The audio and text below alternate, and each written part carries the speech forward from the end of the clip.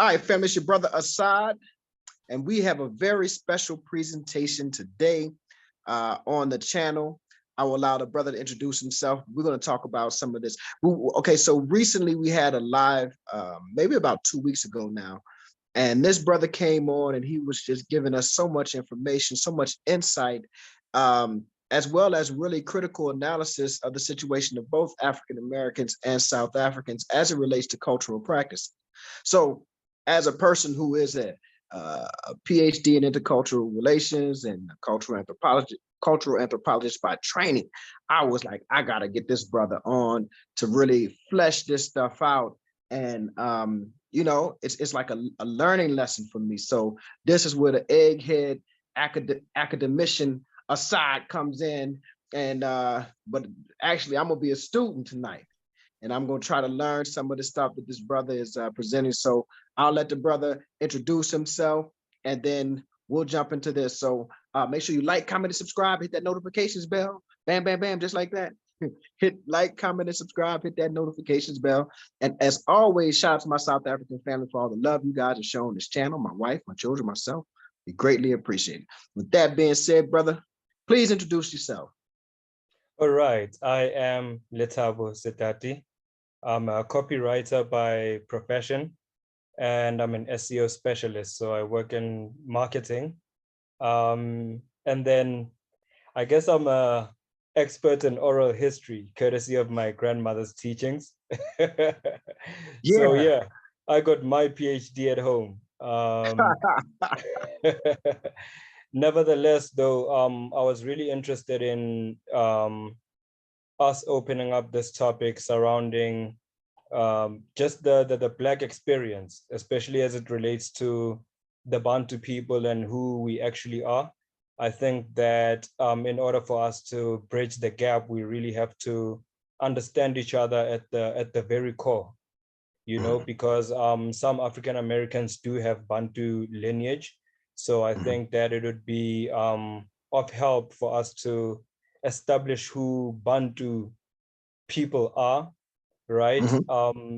However, as we go through the presentation, you will realize that there's actually a bit of a fallacy in identifying the group as Bantu, because the word Bantu literally means human beings. So everybody technically falls under the umbrella of the term. Nevertheless, Western scholars have technically minimized the word to basically apply it to an identity group instead of using the word as it's supposed to be used. So those are some of the things that we're going to explore, and then I'm also going to get into basically the family structures that we have in our cultures and our traditions. I don't know if you have any. So, brother, now I understand what Western scholars mean by Bantu. Can you explain Bantu versus what? What are the other categories that Western scholars have created? So there's Bantu, and then there's. Well, there's the Niger Congo group. So in the Niger Congo group, you have the Bantu, and then you have people of basically West African descent, right? Which would be the Yorubas, the Igbos, and you know, those groups of people. You would have, yeah, right. To be honest with you, I'm not well studied on them, so I don't want to talk about stuff that I do not know, right? I think I'm still on a journey of learning a lot more about people of that descent. You get. So yeah, I don't think I'm at liberty to talk too much about the other groups, because I'm still also learning about Bantu as well, right? So I'm only going to be offering that aspect of the teachings, right? No problem, brother. Do you need me to make you host in order to share your screen?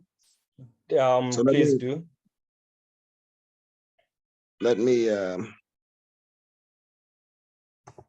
I'm going to go off camera, shortly All so I right. can twist this and get it together. Let me see. No, I don't have to.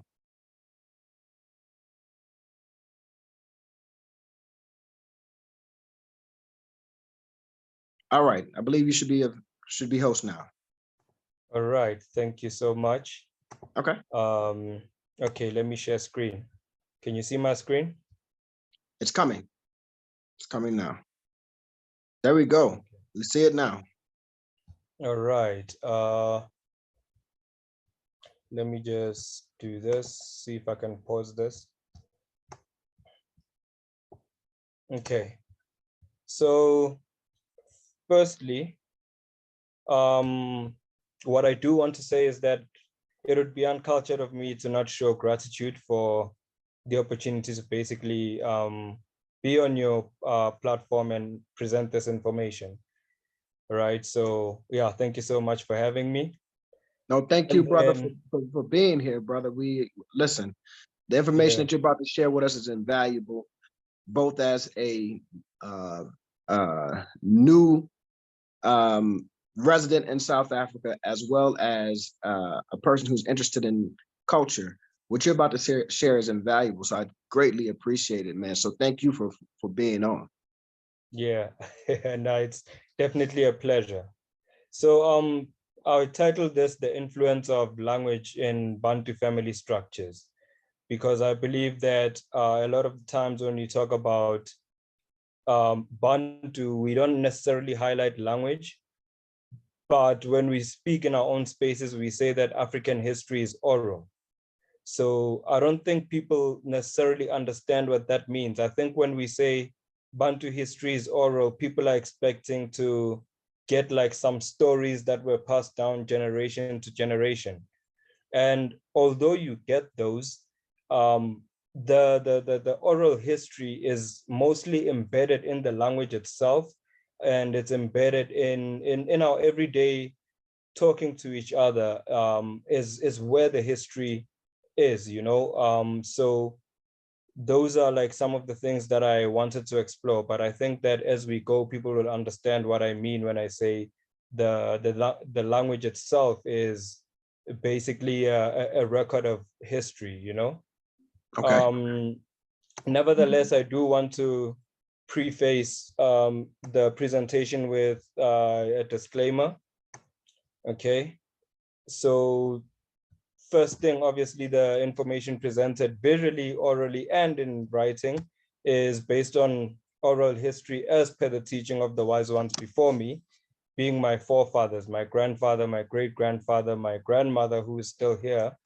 And with that being said, I would like for people to note that the information presented here may contradict theology, social sciences, and other literary work, right? So I hope that people do not take this and use it in their academic and professional pursuit.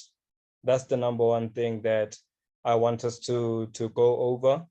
And then I think I did give a little bit of an overview that we're going to be exploring the influence of language in the Bantu family structures. So I don't think I should go over that, right?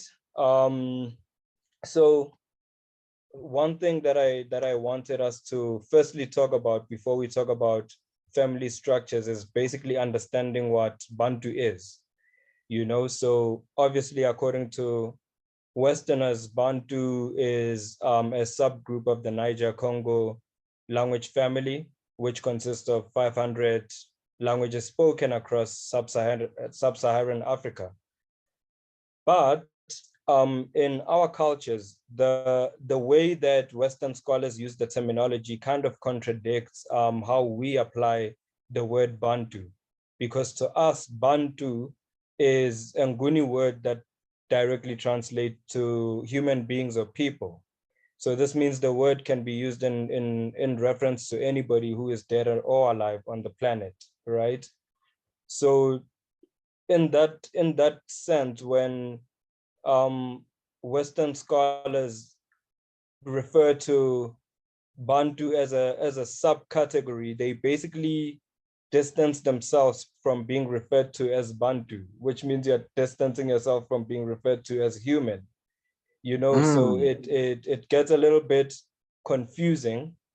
Nevertheless, I think that we do have to consider the fact that the term Bantu, as it is known today, as a you know, a group of languages, it was basically coined by colonialists, right? They studied our languages. They went from, you know, from the Eastern Cape when the British entered. They started studying our languages, and they traveled all the way up to the Congo and into East Africa, and that's how the term was coined, to basically differentiate Africans from, like, with their genotypes, with their cultural practices, and their geographic segments.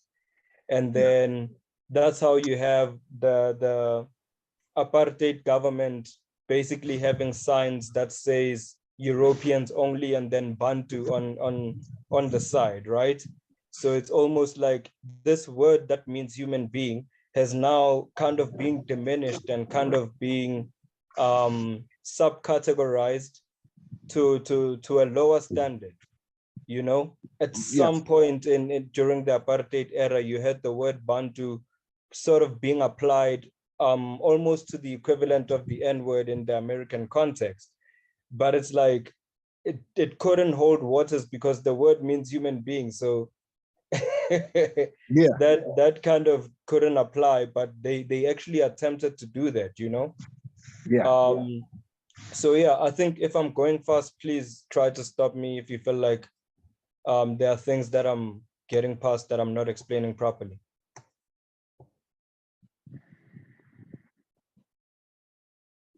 Brother Assad? No, I'm here. I'm here, brother. I'm waiting on you. I'm with you. Oh, all right. Now I'm thinking maybe I'm going a little bit too fast, and because I'm not reading directly, I'm basically looking at this and presenting it Yeah, as I know it, you know? that's no problem. I think what is good is also, number one, I read the presentation prior, and Mm, also by us talking and then you're talking, people get an opportunity to maybe when this video is posted to pause it and to kind of read the information that you have. So we're yeah. good. We're good. We're good. All right, cool. So yeah, that was part one, which is what is Bantu. I do have a part two of the same question, which is what is Ubuntu? Ubuntu being a singular term. So we're gonna go over the word in different languages and obviously the spiritual meaning of the word as well. That being Okay. said, Abantu is a plural term that means human beings, as we've established, and the term comes from Nguni languages, which is Zulu, Xhosa, Swati, and Ndebele. It applies across all languages. When you speak to the people, you say Abantu or Bantu, right? And then Umuntu is a singular term that means a human being or a person. I think I prefer human being over people or person because it gives it a little bit more of a spiritual element to the meaning of the word, more than I think people, you know, there's a bit of a difference there when you say humans and when you say people, right? So I Yeah, think human beings is a little bit more applicable to the meaning of the word, absolutely. right? When you jump in, the word human uh, comes from the same root word for human is the same root word for humility. And I Yeah. believe, don't quote me on this, that the etymology of the word is rooted in the actual word dirt, right? Mm-hmm. So it is almost humbling, which is another word that is related to humility and human beings, right? To Yeah. be associated with something that we consider so lowly, right? And it brings us back Mm-hmm. to our reality. So when we go back to I don't know if it's done here in South Africa, but when we bury someone in Black culture or in American culture, they say, ashes to ashes, dust to dust, meaning we are returning to that from which we came. Mm-hmm. Anyway, brother, I mean, and I guess that humility is rooted in the fact that biblically, man was supposed to be shaped from mud or shaped from the earth, shaped from dirt, and then God blew life into him, blew life into his lungs or whatever happened. So anyway, brother, so Yeah, yeah, you're absolutely right. There's a different dimension associated with the word human being as opposed to people, right? Or yeah, person, yeah. right? Go ahead. So I just wanted to throw that in. Which is what you're saying is basically a little bit of a perfect segue into the spirituality part, right? But before we go over that, so there's also the Sotho Tswana languages, which would be obviously Sotho, Tswana, Sepedi. I believe some of the languages that we find in Zimbabwe and Angola fall under the Sotho Tswana language groups, right? And we use Bato, Moto, and Boto, in which basically means the same thing. In Swahili, they say Wantu. The Shona say Vanu. There's another language again in southern Nigeria where they basically use a similar term that means Bantu, right? Right. Across the board, the word basically means the same thing, which shows that we are basically the same people if we have the same word to refer to human beings, you know? Yeah. Um, so obviously Ubuntu being humanity or the quality of being humane, right? So these are the three most important words that you are going to find in South Africa, you know, because as you know, we have something called Ubuntu, which is the spirit of humanity, right? Yeah. Yeah. So that being said, going back to what you are saying, as it refers to spirituality, we see, because Bantu means the ones who belong to Ntu, right? So when you go back again to the Zulu language, the word for dust is Ntutu, you know, which means Mm, yeah, which technically means that which has a cosmic life force but comes from the earth. You know what I'm saying? yeah. So Ntu is a cosmic life force that oversees the oneness of humanity. When you research the word, right? Hmm. Some believe that um, Ntu means the god of the heavens or the god of the skies, right? Others believe that Ntu means the one who created his people from dust. You know, so there's multiple understandings of who Ntu is, but overall we see Ntu as the umkulugamkulu. So in Zulu, the word for God is nkulunkulu, right? And how that Hmm. word came about, when the British asked the Zulus, who is your God, right? Who is this Ntu? They said Ntu is umkulugamkulu, which means the grandfather who's greater than all grandfathers that came after him, right? Mm. That's so the God to us was never actually something separate from human beings, but it was like he was the most intelligent of all, and therefore under him there are forefathers that we learn from, um, and they basically are the ones that we are able to trace ourselves back to through. I don't know Mm. if I'm contextualizing that properly, right? But that's why you basically have the the the practice of ubungoma, ubungoma, the sangomas and everything, right? Yeah, So okay. a sangoma means the people of the song, basically, the children of the song, right? Um, and those people are the ones that you will find that a lot of South Africans consult with to trade to speak to their ancestors and stuff like that, right? And Hmm. so these people obviously connect you with Ndu, who is the cosmic life force that oversees all our lives, right? Okay. So yeah, that is who Ndu would be, meaning that when we say Bantu, though it means human beings, it also means the ones who belong to the great forefather, right?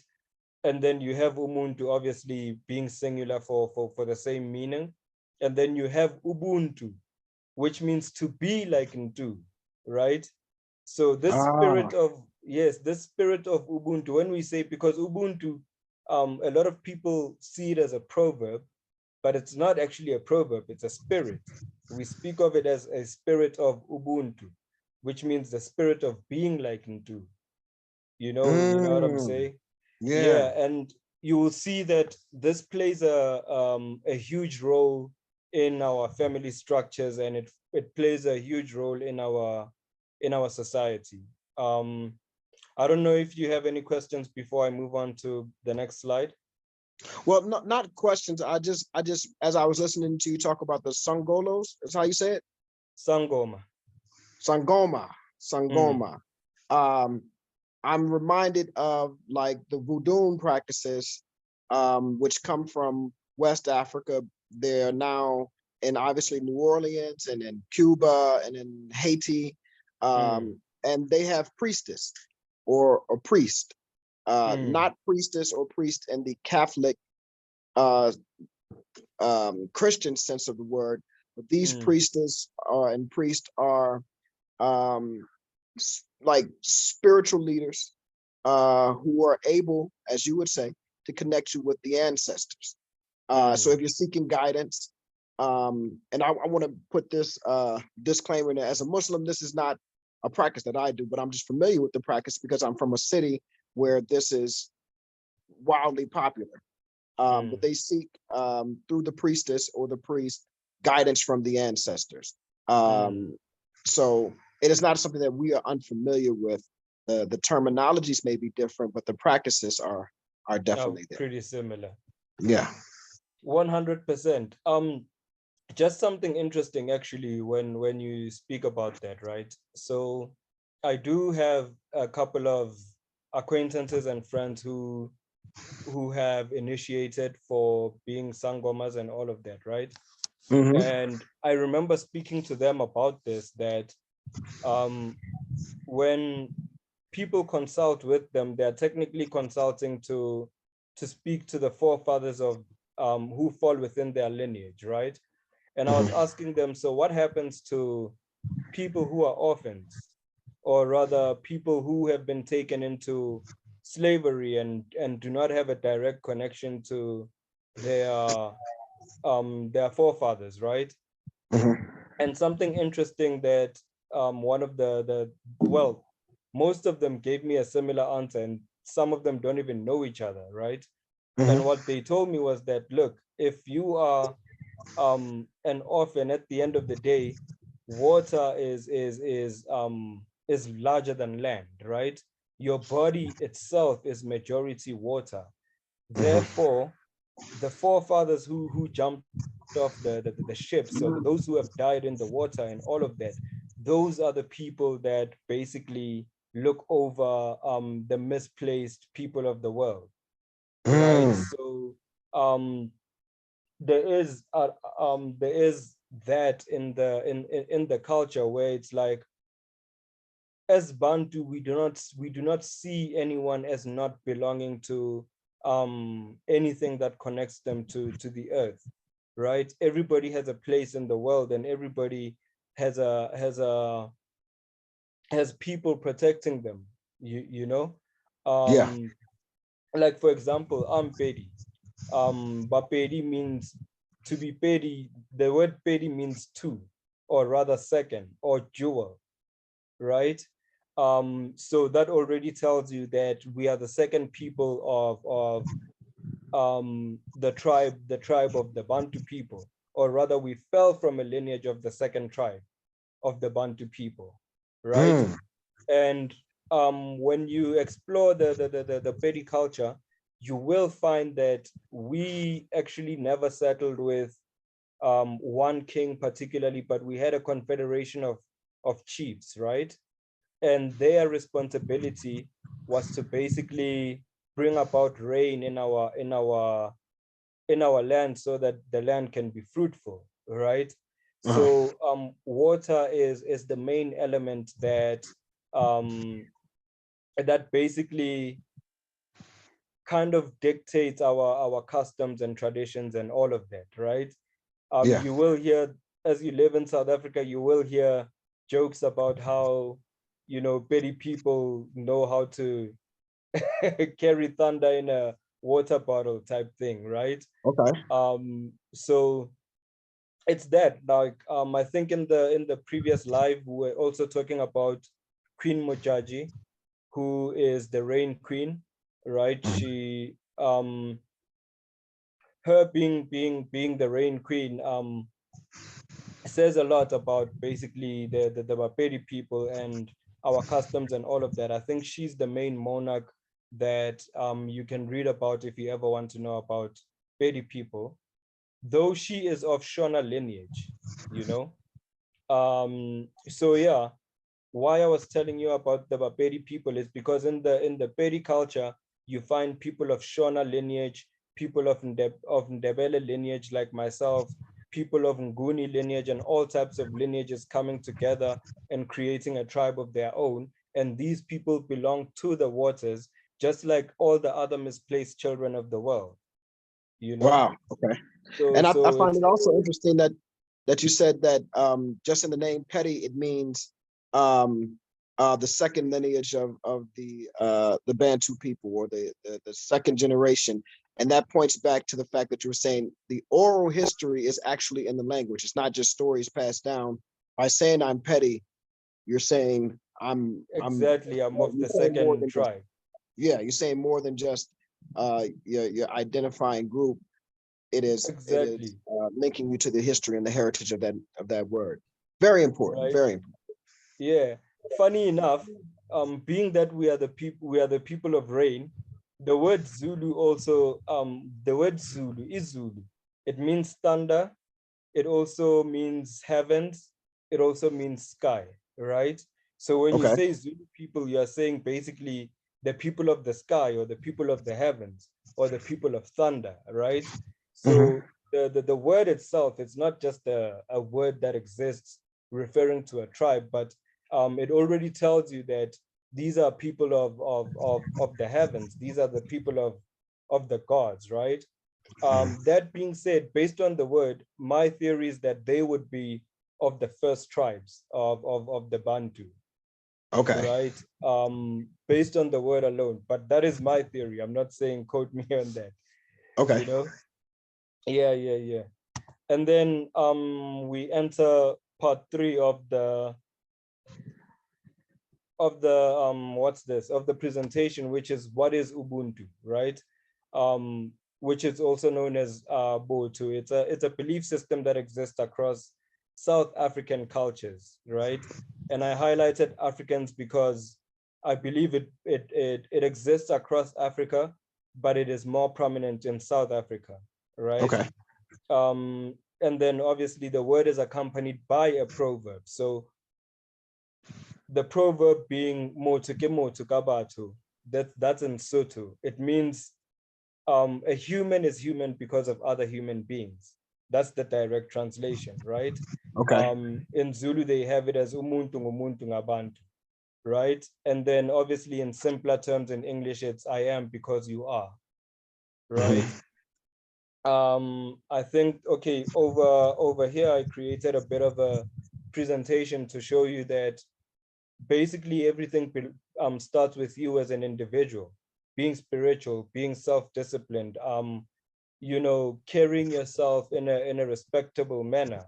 That makes you a great member of a family. And therefore, if the family practices the same thing, it makes you a great member of a clan, a great member of a tribe, a great member of a nation, and thus a great member of the globe. You know what I'm saying? So Yeah. that is how Ubuntu operates. How you treat yourself determines how you are going to treat other people, and how those people treat each other determines how the world is going to operate at large. So that is what basically the proverb attempts to apply to the world technically. Now, as I look at this graph, mm, You know, I'm thinking of Black Americans and how our maybe society is set up. And we mm, have the individual, obviously. We have family members. mm, Um, we have a clan society, which we would call our extended family, right? So yeah, um, uh, second cousins, third cousins, as well as friends who have become so close that they are now family. Also, yeah, we wouldn't necessarily call this a clan member. We would call this, we would just say my people, or something very simple like that.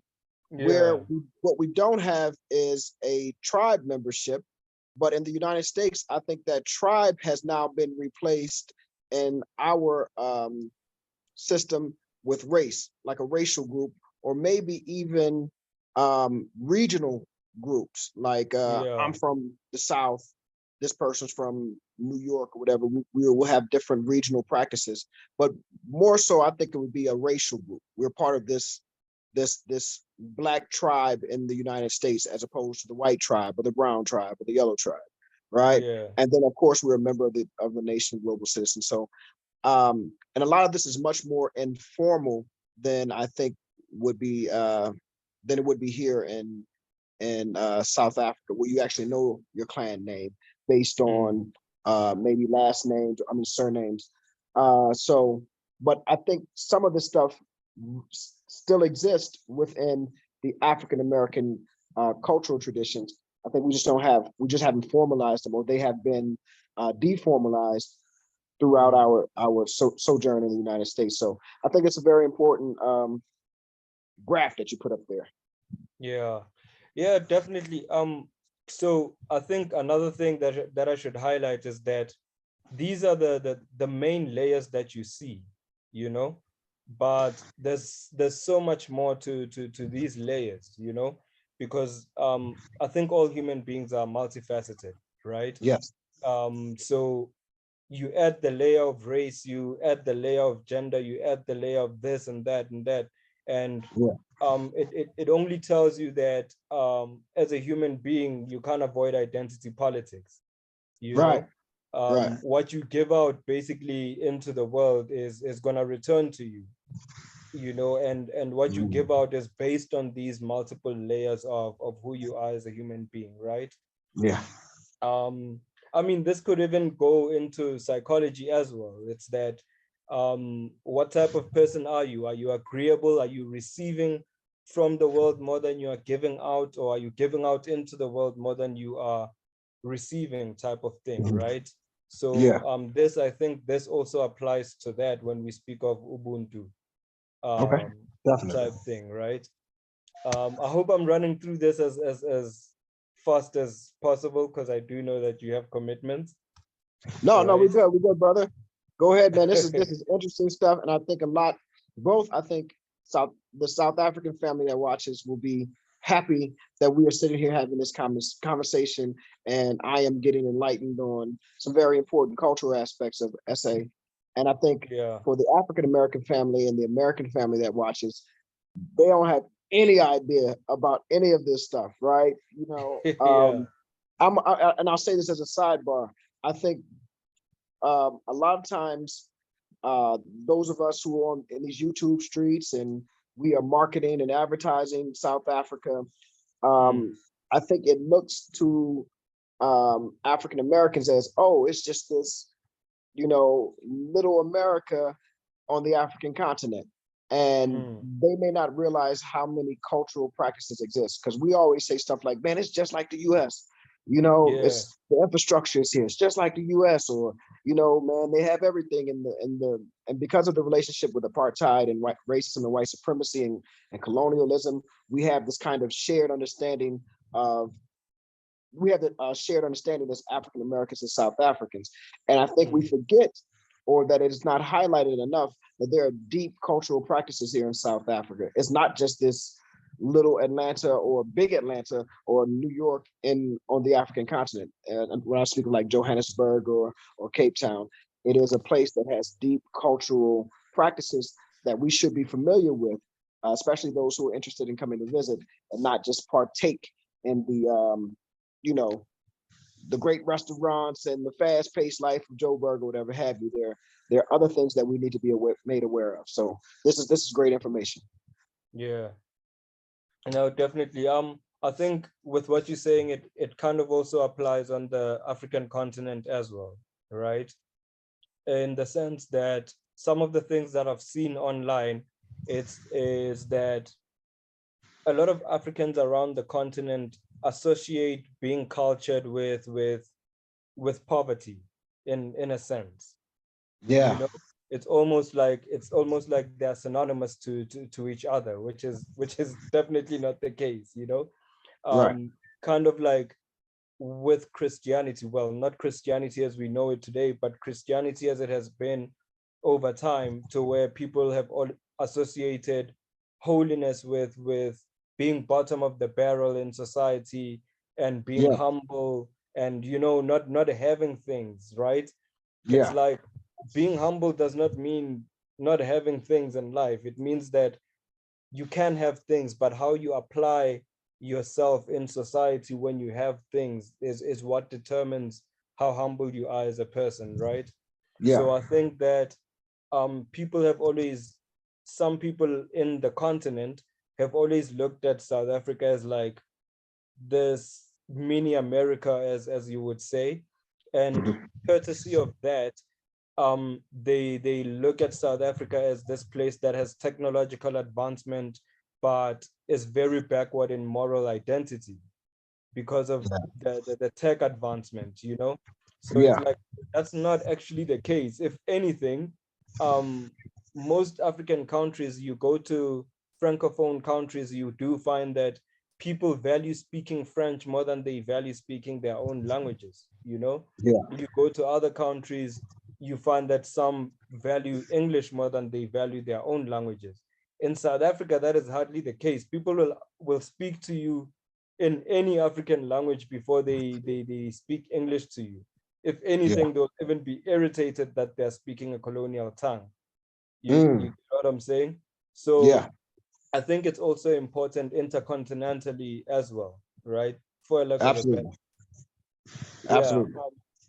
So again, defining the graph a little bit more, it says how is Ubuntu applied, right?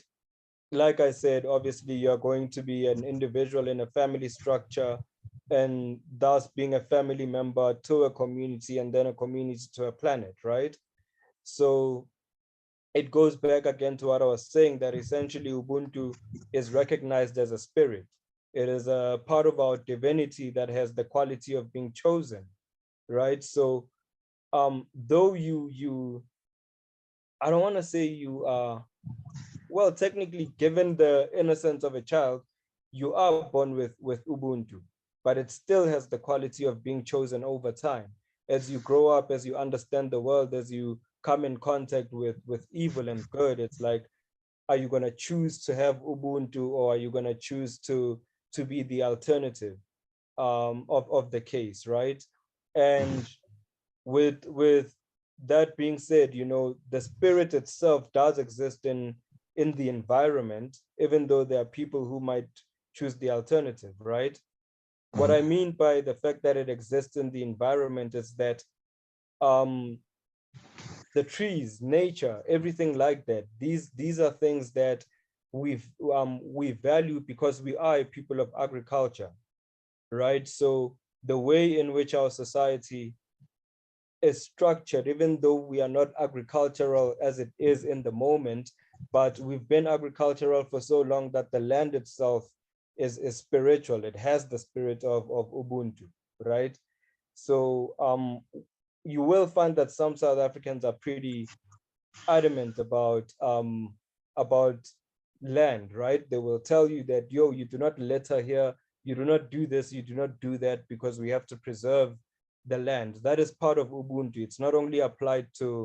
Um, it's not only applied to human beings, but how you apply it in the land itself also counts, because it says a lot about who you are as an individual, you know?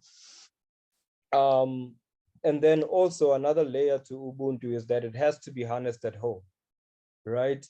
Every time a person is disrespectful, or they act alternatively to the spirit, you will hear people saying "Ukhulisa ubani lona," which means who raised you, right?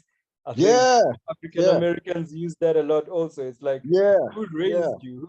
Who's your daddy? Right. Who's your grandma? You know? Right. Um, yeah, which alludes to the fact that you not having the spirit is an embarrassment to your family, Yeah. because essentially you are representing a group of people, you are not representing yourself, Yes. right?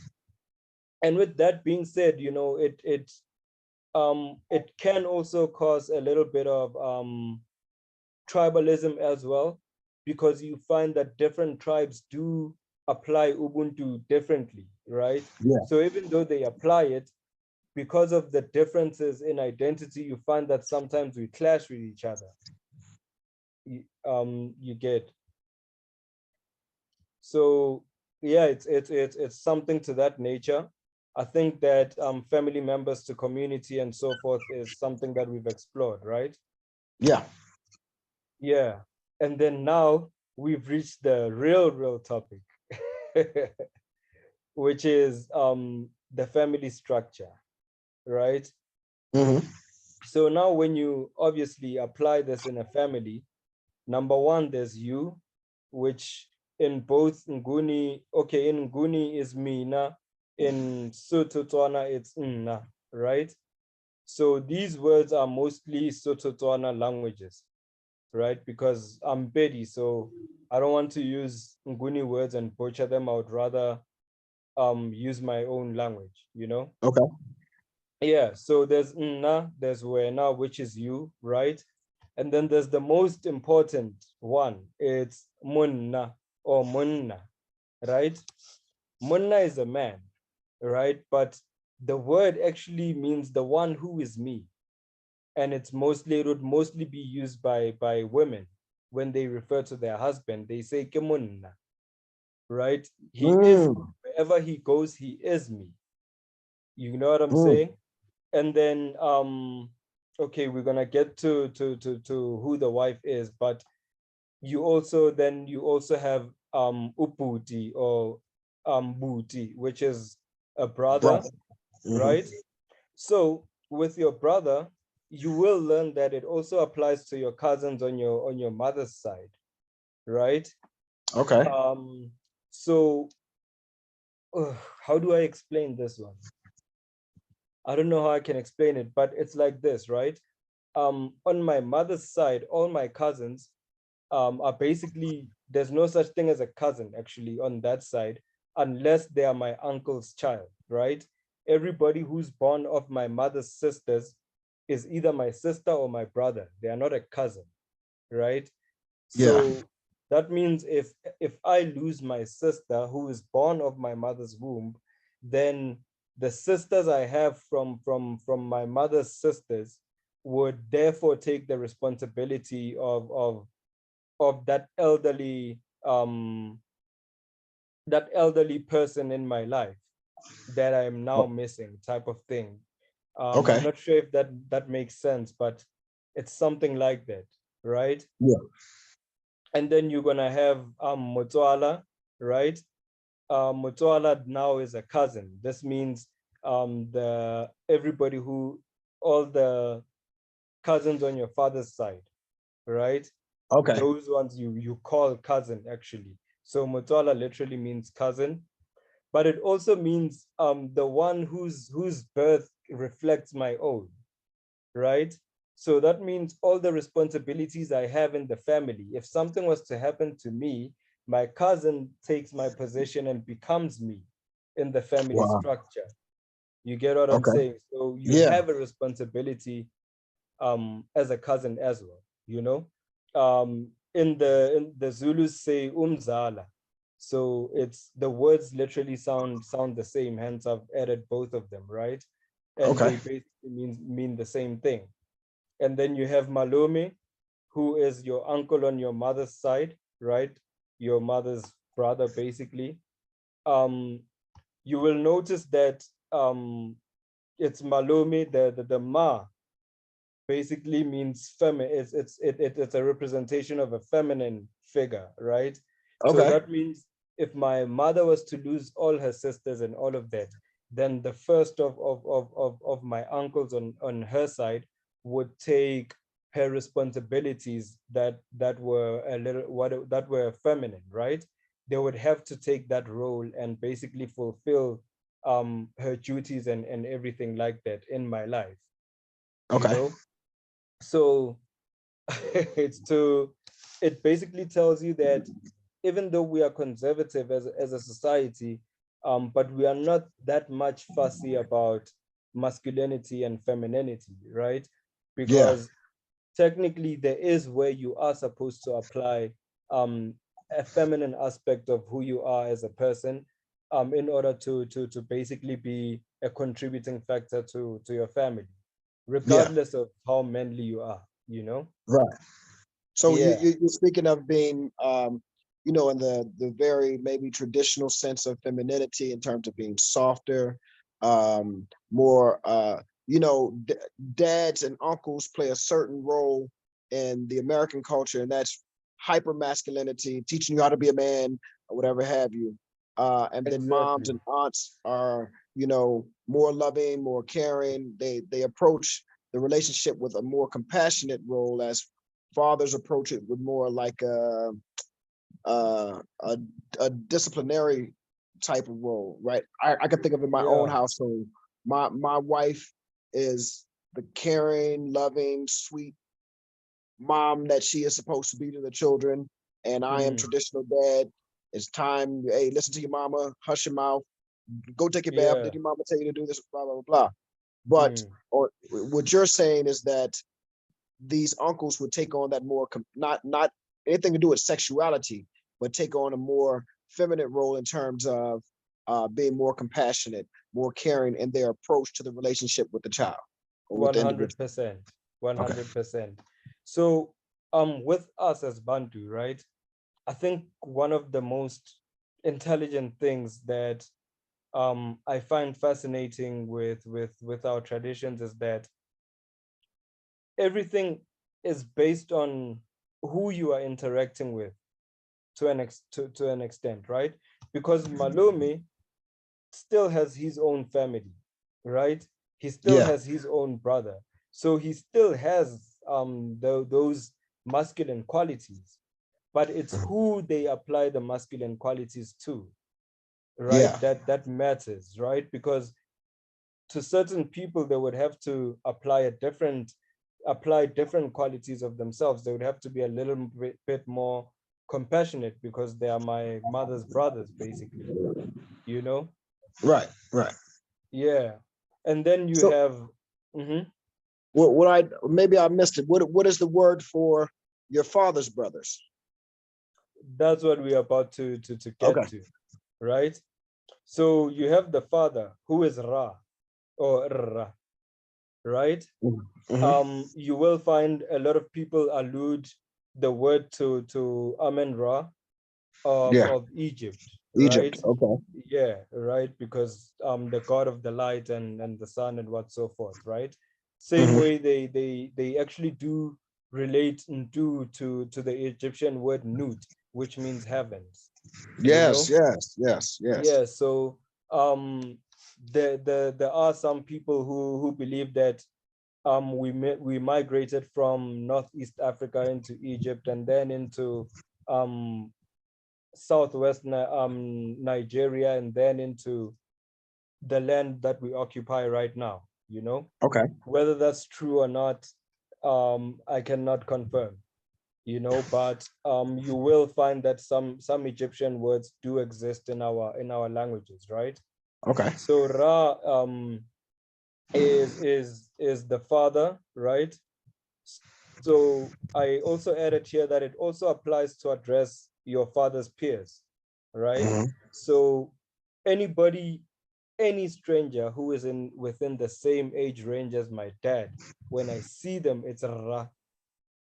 I do not refer to them by their name. I do not refer to them by their nickname, last name. No, it's Ra, you know? And they therefore in public have to take that role as well. If anything was to happen, it does not matter that your children are at home. Anybody who's your child's age is your child, you know. Oh, wow. So that Yeah. is how Ubuntu is basically applied, you know. Um, yeah, Let me so let me ask you this. Let me ask you this, brother. I want to jump in mhm, here. Um, I'm listening to what you're saying. How much is that still practiced even to today in such a great metropolis like Johannesburg, where you have millions and millions of people, and then you also have these influences from other cultures? How much of mm, this these practices are still like prevalent in, say, the 20-year-old group, 20, 25-year-olds? Are they still um, calling every adult that they see, every adult male who's in their father's age range, Ra? Or mhm, has, and second question, how does this work mhm, out in the workplace? So I'm a manager. I'm 35. I just became the manager, but I have a person who works under me who is possibly my father's age, but I'm his supervisor. I'm his manager. how yeah, how do I refer to him, and then what way do I approach that relationship and still maintain the respect, the mm, cultural respect, but at the same time get my job done, right? mm. So that's just a question that popped in my head. So Okay. So I'll answer the first one, and then I'll answer the second, right? So with the first one, it's still applied a lot, you know. Um, there are some people who try their luck, you know, who try to be uncultured. And I think, to be honest with you, it's too much American culture. yeah, I'm yeah, sorry to say, but you've got um too many people who, you know, how you say you don't like hip hop as it is today, right? right, You've got right, too many kids following that and thinking that it's cool not to be respectful to elders, yeah, you know. So you do have those little minor groups of people who are kind of like that, who give elders attitude and stuff like that, but they also quickly learn that they do not get services as quick as they could. You hmm, get what I'm saying? So you go to let me see, maybe Home Affairs, for example, yeah. as a youthful person, you get there and you address the elders there like they're your friends or something. Trust me, you're going to be the last person to receive services on that day, right? So so I think the elders have done a good job of kind of shooting these things down quickly, Hmm. especially elders who are in certain positions of service, you know. Um, and then where you do find it also very prevalent is um, again with our elders. I think people still respect grandmothers a lot more. You know, when they see Absolutely. old women, I think they would respect them a lot more than they would respect you, right? As a Yeah, man in his 40s, you know. yeah. Um, but that's in the context of the major cities of South Africa. When you go to places like Mpumalanga, Limpopo, and all of that, you will find that this is still the standard practice in majority of the spaces, right? Hmm. As it pertains to the professional space, I Hmm. think that is something that we are still struggling with, right? So you do find that, like, we try it, you know, I tried in my workplace to be respectful and to refer to people as I should refer to them, right? But at the same time, I apply the disagreeableness when it's necessary. You know, it's Yeah, like, just because I respect you doesn't mean you should walk all over me in the office, right? So yeah, it's something that we struggle with in professional spaces, to be honest, because elderly people tend to take advantage of that power, to take advantage of the spirit of Ubuntu, right? You will find that politicians in South Africa actually get away with a lot of things because of that, right? So because of when their they're being age. held Yeah, account, Yeah, when they're being held accountable by the youth, they like, nah, you can't speak to me the way you're speaking to me. I'm your elder. You should respect me and all of that. And Yeah, those are some of the things that are killing the culture, because it's like we need a functional society. If you're not going to be responsible as an elder, then we are not going to apply the spirit of Ubuntu towards you, you know? We have to yeah, treat you as the criminal that you are, regardless of your age. You get yeah. what I'm saying? So it's still a bit of a struggle, but I hope that I did answer your question adequately. Yeah, definitely. It made me think of something when you said about the American influence of, or the hip hop influence. Um, Mm, I think in America in general, there is a anti-elder society. No one, mm, it's a forever young. We want to remain forever young. The idea of growing old. We have anti-aging creams. We have mm. grandmothers who don't want to be called grandmothers. They want to be called grandmas and all these different names that don't associate them with growing old and Yeah. becoming an elder. Recently, when I was in the U.S. Prior to coming here in August, I had Mm, someone call me Unc, right? mm. UNC, Unc, which is short for uncle, Uncle, right? yeah. And that is a name that is applied by young people. So, like here, you saying everyone calls people father, Yeah. or uh, in the hip hop street culture or black culture, particularly where I'm from, but I think it's pretty much universal. As you become this 45, I'm 43, but 45, Yeah. 46-year old man, they're not It's going to call you OG. OG, right? They may say OG if that's a Mm, LA kind of gang terminology, but Unc is the word, meaning like yeah. you're my uncle, not necessarily that I love you like I love my uncle, but I'm gonna call you uncle as a way of kind of showing respect for your age, you know. Mm, So oh, here comes uncle, and when I first got called that because I'm from that American anti-aging culture, when someone mm. called me uncle, I was like, man, uncle. Man, what you talking about, man? I'm still out here doing my thing, man. And so, Yeah. so even when I came to South Africa, someone in the comments referred to us, I don't know if they said elder or something like that.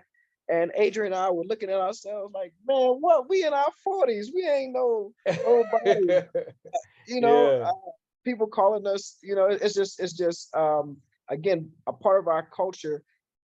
Not let me say this, it's a bad part of our culture, but part of the American Mm, culture is this kind of we don't want to grow old. We want to be forever young. And there's not a lot of appreciation for those who have grown old. And I'll say this and I'll let you jump back in.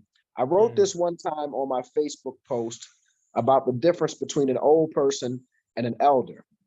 mm. Because we do have people, it's a terminology, you got to respect your elders.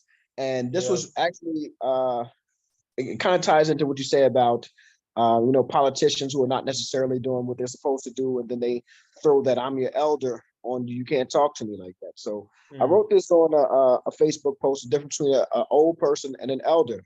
An elder is someone who has gained the respect of the community. Elder is someone who has gained wisdom through life experiences and they're able to impart that wisdom to a younger generation. An elder is mm. someone who knows how to handle you with care because age and experience has taught them how to handle you with care and handle you the proper way. Uh, that is an elder. An old person is a Negro who didn't die young. And there's Yeah. a vast difference between an old Mm, person and an elder, right? At least in my yeah. mind. So anyway, brother, I'll let you jump back on it. Yeah. And you know what? Because I don't want to be the person who shoots down without giving credit where it's due also, right? Yeah, I think that in when it comes to, because in our society, basically there's a term that says when an elder dies, a library burns down, right? yes, Or they say when an elder dies, the village loses its library, you know. right. And that's because the elders of our society are the ones who carry the wisdom, and they're the ones who carry the oral history more than we do, you know. So Yeah, if you speak to my grandmother, you'll find that she'll speak to you of more fascinating things than I can even convey. right? Yeah. And so why I'm saying I want to give credit where it's due, it's that when you consider elders of the African American society who are still alive, like your Minister Louis Farrakhan, right? Yes. Um, People like, I don't know, Dr. Uma is a little bit controversial, but I appreciate the quest for intelligence, Yeah. the quest for informativeness. That would be somebody who is an elder. And I think that those people have done a great job at balancing out the crap Yeah. with showing people that there's potential for intelligence, Yeah. right? Yeah. Somebody like Neil deGrasse Tyson is an important figure to all Black people on the planet. You know what Yeah. I'm saying? A highly intelligent man, entertaining scientist, and all that. It's like that's a person that you want to look up to. That would qualify as an elder. So I think that in that aspect, we do also try to learn from African Americans, right? So Yeah. I don't Yeah. just want to say that hip hop culture is killing this, and that, whereas there are greats that we could also pinpoint and say they are doing good, you know? Yeah. Let me just say this. I Mm. think it's important to separate hip hop culture from African From American Black culture. American culture. Yeah, yeah, it has to Yeah. be. My mama don't have anything to do with hip hop culture. She's 83 years old, 84 years old Yeah. now. She didn't grow up with rap music and that the Yeah. type of axiology that rap music and promotes, the type of culture and values and morals that it promotes. That is Mm. a specific subgroup that purposely has been highlighted and marketed and promoted to the world as an example of who Black people are. Yeah. Or so and there's some good in hip hop, but I was about what, to say, I mean, guys like KRS-One, for example, yeah, great intellectuals of the yeah, world. You get what I'm saying? That that guy would be an elder, right? right. Because they they are doing good in the world. They are bringing information into the world. They are Mhm. connecting different worlds as well. They are interested in the African continent and the hip hop world also. So I think in Yeah, that aspect, you do also have elders in the in subgroup the hip hop being hip community. hop. Oh, definitely. Yeah. Hip hop introduced an entire generation of Black Americans to the concept of Africa. They were wearing these medallions, these handmade, they were made out of leather medallions with Mm. Africa on it or whatever. But I mean, that's Yeah. 30 years ago. The hip hop now that we have with NBA Young Boys and the Lil Durks and Mm. They're the not even interested. yeah, the Tupacs, and I loved Tupac when I was younger, but I'm very critical of who he is now because I believe that he was a highly intelligent brother who was raised in the Black Power environment, and he chose gangsterism as he put on this gangsterism outfit in terms of how he presented himself in his music and in the media, and I think that's You know highly what? problematic. Look, I mean, we could get into it the other time, right? Yeah, yeah, yeah, But yeah. I think when you've been shot multiple times, it's justifiable to be that angry. You Uh, know, it's you've been but shot by the same people you are advocating for. no, he was shot by some gangsters. He wasn't having, yeah, he was shot by gangsters. And see, I'm saying he didn't have to associate himself with gangsters. He was from the Yeah. Black Panther Party.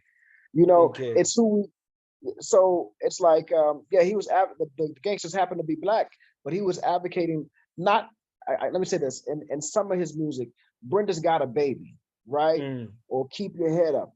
Though he Yeah. though that's music that's advocating for a certain group of Black people, in particular Mm. Black women.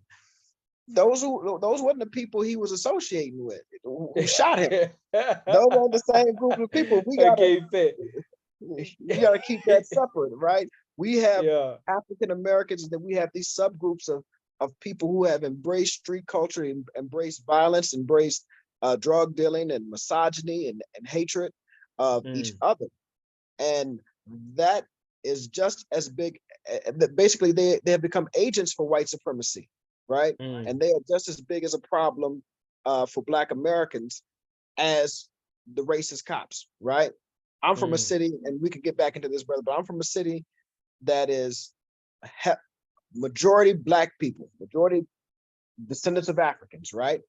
yeah. And my concern and my safety, the reason why I'm pro gun and the reason why I have a lot of firearms in the city when I was in the city was not for police officers. It was Mm, not for racist white folks. yeah. You understand what I'm saying? It was for a subgroup of Black folk who were willing to kill me, who were willing to rob me, who were willing to victimize me. Yeah. Not only me, my wife, my children, my mother, my father, my sister, right? Yeah. So they have that group of Black folk, and I understand that they are that that racism and white supremacy played a part in creating these people and creating this group. But Mm, to only blame racism and white supremacy and not blame personal responsibility, and I think that goes back to that chart you had where it says the individual, right? yeah. When we talk Yeah. about the individual, there's an individual responsibility that must take place. No Yeah. matter how violent and vicious racism and white supremacy may be, you should not Mm, turn your gun on your brother. You should not be yeah. willing to victimize me because racism and white supremacy has put us in impoverished conditions, right? In fact, what Mm, we should be doing is working together to try to figure out how to get out of these conditions and recognize who our true enemies are. And that's the teachings of the brother that you mentioned, Minister Louis Farrakhan, right? yeah. We need to work together to recognize who our enemies are. That's Malcolm X teaching, right? That's Yeah. the lineage we come from. That's Dr. King's teaching. That's the lineage that we come from, and that's the lineage that should be highlighted Hey. to the world, and not these Negroes with their pants falling off their behind. But anyway, go ahead, brother. Yeah.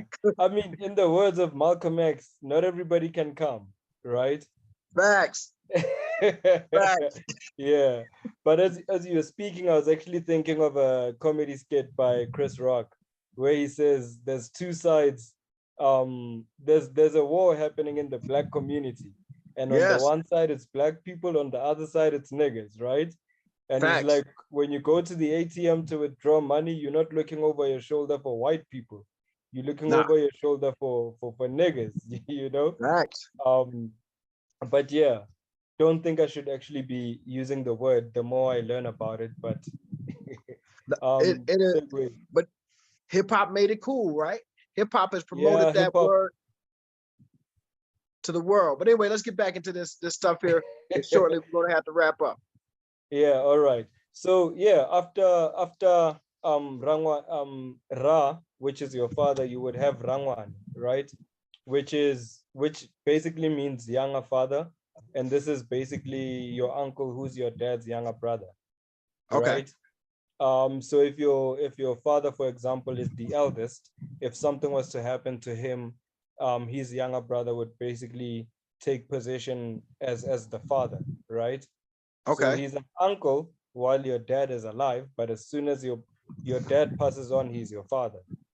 You Okay. know, that's basically what it is, right? And then you have Ramukholo, which means elder father, the one who's your dad's older brother. Same thing applies. If your dad passes, he would be the first to take the responsibility. If he passes, the younger brother becomes second in line to take that responsibility, Okay. right? So like we spoke about it in the previous um, episode when we were talking about this, sometimes it would happen that if your dad passes, then your mother basically becomes your uncle's second wife type thing, right? Mhm. Going back again to the story of, actually, let's not get into the Bible, but you do find these things happening in the Bible. I think they are there also in Muslim religion, Absolutely. right? Yeah, Absolutely. yeah, The reason the reason why Muslim men can have up to 4 wives, it is not about patriarchy, and it's not about so when Islam first starts, Muslims were at war, right? They mm, were being oppressed by different groups in Mecca and in Medina. Well, yeah, Prophet Muhammad sallallahu alaihi wasallam fled to mm, Medina, but So as these men are being killed, keep in mind, women don't work outside of the home, right? So you and I are brothers. You're a Muslim, I'm a Muslim, right? We Yeah. go to war and you're killed in war. Now your Mm, wife is left with children at home and she doesn't have a job, how she's supposed to take care of herself. She now becomes mm, my wife, right? yeah. That is how the initial um, permission for more than one wife, four wives came to be. Now we have Mm, Muslims who have taken advantage of that in so many different ways, and it's mm, it's a lot of critique that could be placed on there. But mm, again, that is how mm. it happened. I So let mean, me ask you this: same. Yeah. I would ask you, so when the uncle becomes the father and his wife, do is that a completely marital relationship? Meaning, are they allowed to have sex and reproduce? So it it's not always that they have to get married, right?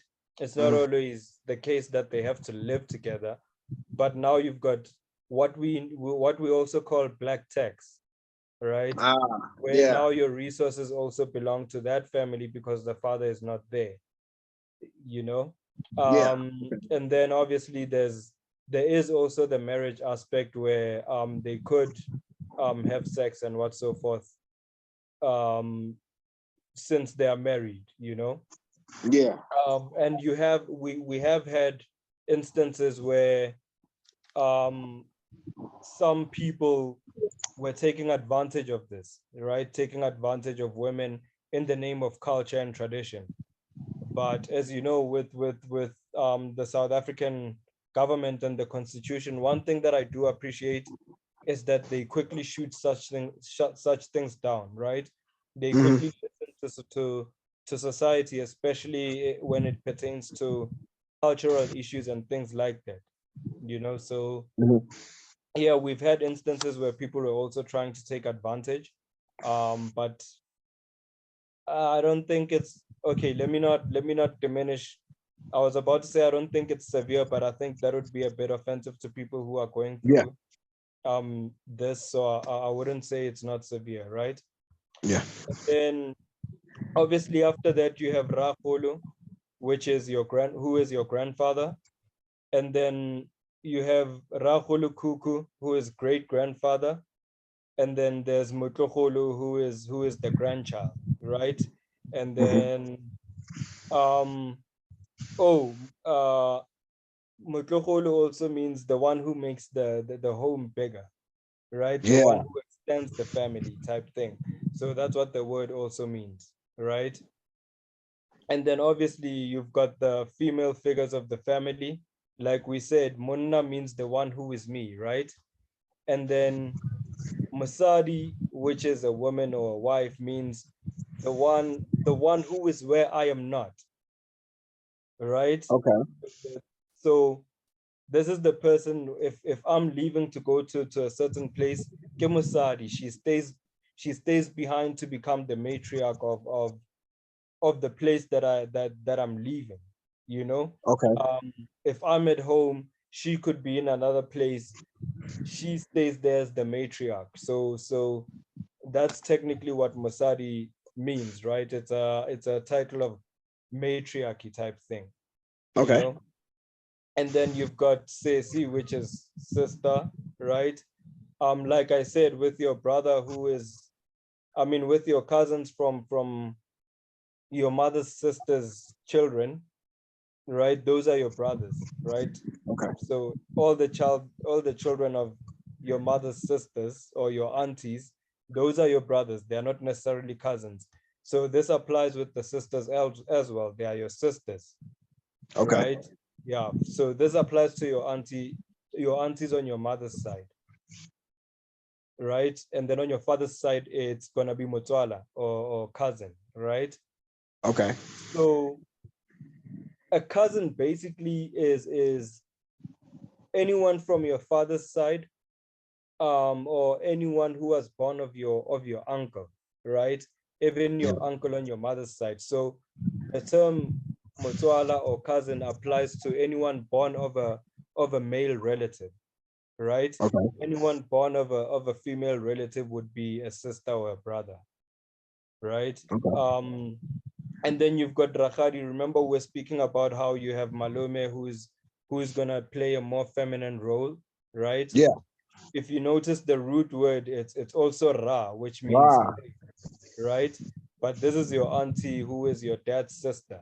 She would then assume a masculine role in your life, even though she's a woman, Yeah. you know? So she also has the same responsibilities as your uncles and all of that, right? And then you've got Mangwane, who which means younger mother. Oh, you've got Ma, which means mother, right? Again, some people relate the term Ma to Ma'at, right? Mm. Who I believe is an Egyptian goddess or something of that nature, Yeah. Have right? you ever heard of the 42 negative confessions of Mayat? I want to learn about that. Yeah. Check that out. The 42 negative confessions of Mayat. So, and I may be really oversimplifying this, but Mm, before the priest or the priest, because I don't think they were priestess, would mm, enter into the temple, they would have to say the 42 negative confessions of Mayat. I have not killed. I have not stolen. I have not mm. committed adultery. And you see those, you see 10 of those in the 10 commandments under Yeah. thou shalt not kill, thou shalt not commit adultery, or whatever have you. Mm, And the 42 negative confessions of Mayat, or the 42 confessions of Mayat, people say the negative confessions, that's kind of old school, but that is thousands of years older than the Hebrew Bible. yeah. So it's very, yeah. So yeah, I know a lot about Mayat. Yeah. So I would like to read up a lot more on that, right? Because I do hear a lot of people um, correlating Ma with Mayat, right? Mm, So Ma definitely means mother, and then Mangwane means younger mother. So this is your auntie, who's your mom's little sister, right? And then you've got Mamokolo, who is an elder mother. This is your mom's older sister, yeah, right? And then you've got Gogo, who is your grandmother, both on mom and dad's side, right? okay, Even with Rahulu, it's both on mom and dad's side. So you don't have a unique title for one on each side, you know? okay, Then you've got Koko Moholo, which is great grandmother. And then you've got Mutlogolo, which is a grandchild again, right? yeah, So these are basically the family structures. It's like everybody has a unique title when you look at this, right? And every title, um damn it, now that I'm sorry, now that I'm reading this, I'm realizing the amount of typos that are in here. oh, But that's no problem. yeah, so the main thing that I wanted to highlight with this presentation is that Ubuntu is applied across all levels of our society, and it is the reason why everybody has a specific title, and that title has specific responsibilities and roles that the person plays in the family structure, right? Hmm. Because if you really think about it, in life you are going to be all of these titles at some point, Yeah, you know. You are going to be somebody's younger brother. That means you're going to have nieces and nephews that are one day going to have to rely on you as their father, right? That mm, means your children are not going to be the only children that you recognize as your own, but the children, your brother's children, are going to have to be recognized as your own. Your yeah, sister's children are going to be recognized as your own. So you've got way more seeds than the ones that came from you, you yeah, know. yeah, And I think understanding these responsibilities have sustained us through a lot of things. They've sustained us through colonialism, they've sustained us through apartheid, they've sustained us through a lot of hardships, because even though we're going through these things, our family structures were intact, right? Our traditions were intact because of this. Yes, at a higher level of society, the colonialists were able penetrate our world and distract some of the customs and religious practices that we were getting into, but at a more intimate level of our society, these things have sustained us and they've kept us as the people that we are, you know.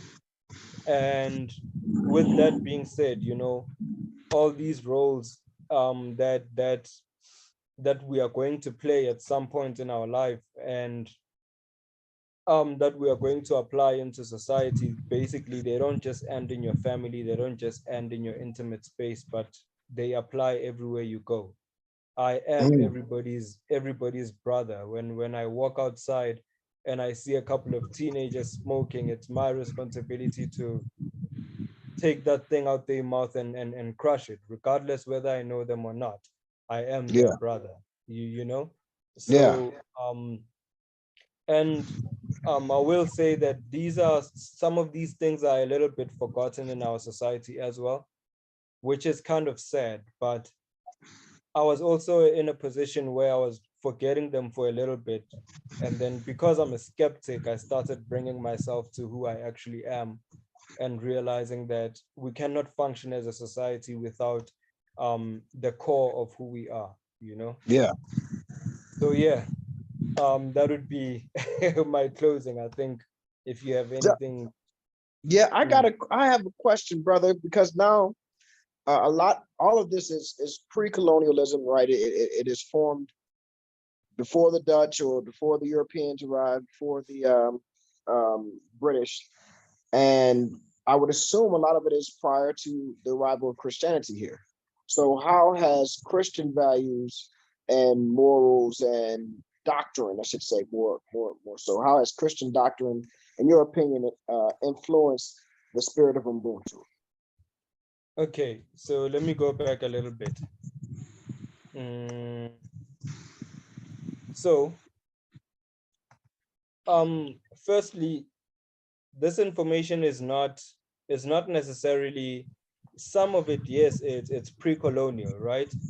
Yeah. But as it pertains to the individual, the family, the clan member, and the tribe member, this information is still very much relevant. It's still Yeah. very much how our society still operates today, right? Because I think when we speak of colonialism, something that people tend to forget a lot is that South Africans have actually been resilient throughout colonialism, apartheid, and all of that. Hence, we're able to protect a lot of things culturally, right? Okay. So what that means is, like, for example, we refuse to be enslaved in our own land, right? Hence, they had to basically, with the Dutch East Indian Company and all of that, they had to basically fetch the Indians, the Malays, and other people of the world to come and work the grounds of this land as slaves, right? And Mm-hmm. then how we came about becoming enslaved was because some of our chiefs were basic would like Skukune, right, who is one of our kings who passed on. He's Betty, obviously. He sent his men into the mines to work for the Dutch so that they could trade labor for weapons, right? Mm, And then he yeah. would take those weapons and would later defeat the Dutch, who would later call on the British to collaborate with them to destroy the people of Limpopo, type thing. That would be a basic summary, right?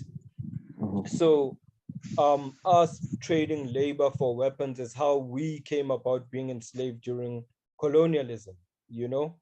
So with that being said, even when they had won over the land, some of the things that we were able to retain were our cultures, you know, in the family structure, in the clan, in the tribe, and in the nation, you know. So it is still very much known what is required of you as a Pedi person, as a Zulu person, as this and that, right?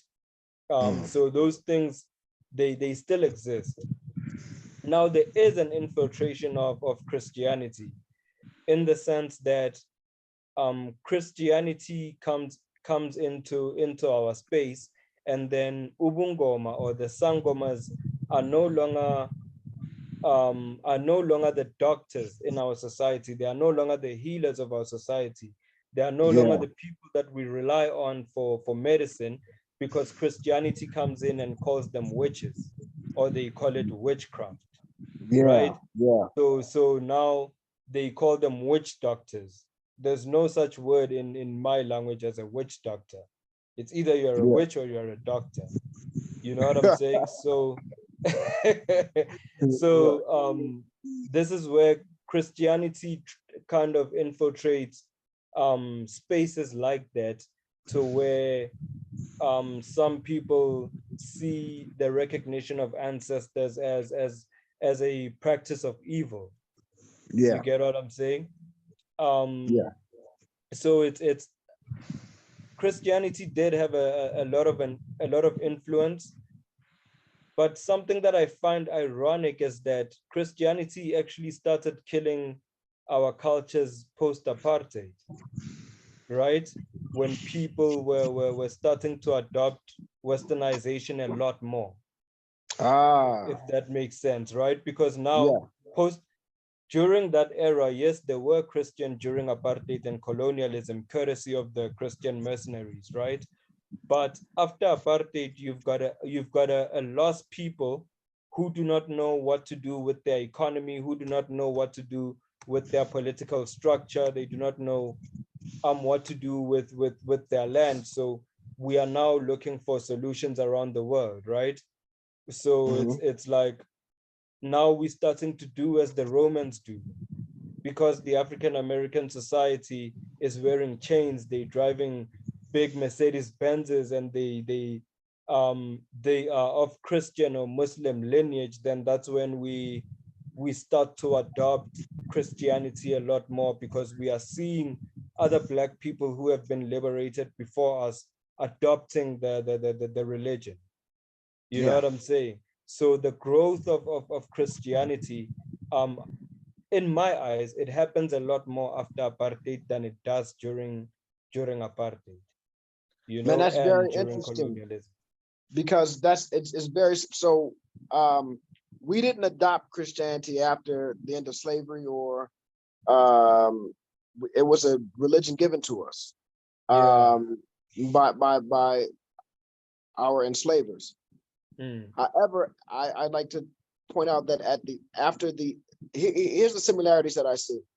mm, After the end of segregation, which we call Jim Crow, which was the American version of apartheid, right? yeah. Um, you saw more Black people. So in my mom's generation or my grandmother's generation, you saw Mm, a more intact cultural society for Black Americans, right? We had mm, that type of respect for the elders. We had, more unity in many ways. mm, After the end of segregation, we began to more readily adopt, right, European American practices, mm, ideologies, philosophies, right? We begin to take mm, them on as ourselves because something in us, and this is what I think you were alluding to, thought yeah. that it was better. So we have this Mm, saying that the white man's ice was colder, right? mm, Um, during Jim Crow and segregation, we could only go to our own businesses. They wouldn't let us go to yeah. their businesses. We could only eat in our own restaurants. We had so this meant that we had everything that we needed. We had to create Mm, these things. We had our own bus companies. We had our own um, train stations. We had our own hospitals. We had our own schools. All of the stuff that we needed as to be a fully functional cultural group within the United States. The moment segregation ends, we begin to think that the white man's ice was colder. So we yeah. begin to adopt his ways, support his businesses. Um, if he spoke this way, we begin to speak that way, right? If he said Mm, this was a cool way to dress, we became the cool. And that is actually the beauty of hip hop. To mm, get back into that conversation, because in the late 70s, early 80s, there was an awakening of black folks said, we tired of dressing like these white people. We tired of trying to adopt their ways and behaviors. And that was the real rebellion that hip hop created. It was a rebellion against these societal norms that were created by Europeans that we began to adopt. Yeah. Unfortunately, that rebellion went far, far off course, and it became Yeah. a rejection of our own cultural traditions and traits, right? So Mm. I think the same thing could possibly be happening in South Africa at the end of apartheid. Um, now they're seeing, okay, well, this is the way the white man has done it, or this is the way African Americans have done it. If they're looking towards us, Mm. and I would like to say that's an error. don't don't look to what we did. Well, we Yeah. we are an oppressed group of people No, but who land freedom till oppressed. because look, I think it's only natural, Mhm. to look at the gods of other people. And that's not to say it's necessarily their gods. They just took the scriptures and applied them how it would benefit them.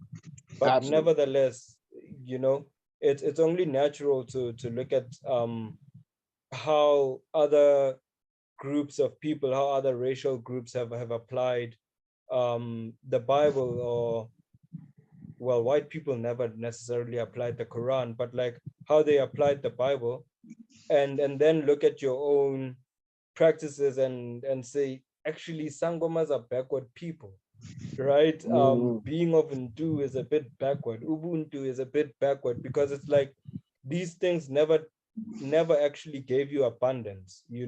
So you've got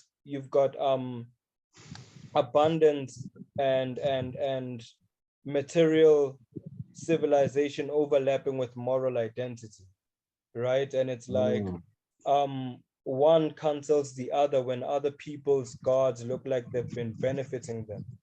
You know Yeah. what I'm saying? So I think that for a little bit of time we got lost a little bit as South Africans, but now I see a lot more people getting back to their roots and being more proud in um in their practices and things that they do, right? Yeah. And so I do have to go, brother, but I will leave you with Yeah. this. That's a great analogy. The like moral identity versus like material abundance. Yeah. And looking like someone's God is blessing them more. I Mm, would say that there is a pericope in the Bible where Jesus is taken up to a top of a mountain by the devil himself, and the devil mm, says, "I will give you all of this if you bow down and worship me." So sometimes yeah. those people's gods, it's not their God blessing them. Mm. It could be the devil giving them abundance. You understand? Yeah. And you could Yeah. tell whether it's God or the devil by the way, Mm, by the fruits of their behavior, right? By yeah. what their behavior has laid bare to us. What God Mm, would oppress, enslave, colonize. That's not a God. That is a devil that has given abundance to a group of people. Brother, I yeah. gotta go. I know I've been Brother. look. This was such an interesting conversation, man. We gotta do this again. I think this is gonna Yeah. be a hot one for the YouTube streets. I think they're gonna really enjoy this. I thought it Yeah. would be 30 minutes. It's about an hour and some change. So we gotta I might Yeah, have to now do a we gotta part. exit. I also feel a little bit bad for taking you away from your family for a while. Oh But no, that's all right, man. They out there. Listen, we are together so much that this little time that I spend here mm, doesn't really matter. all But right. brother, I appreciate you for this presentation, man. It was insightful. I think we Yeah. could have gotten into that hip hop stuff where you talked about Mm, how hip hop artists replace the names of their ancestors with the names of yeah. people who they thought were great men. I thought that was phenomenal. But we're gonna get into that next Hey, time. look, this deserves a part two, definitely. Definitely, it's gonna be Um, a part two. We might have to get yeah. Stace on here with us for the part two. All You right. know, That to would bring a that little would change of narrative with it, brother. So, man, thank you so much, and I will. This will get uploaded sometime tomorrow, man. So look for all right. Take it. care, Man, you have a brother. great one. All right, peace, brother. Cheers.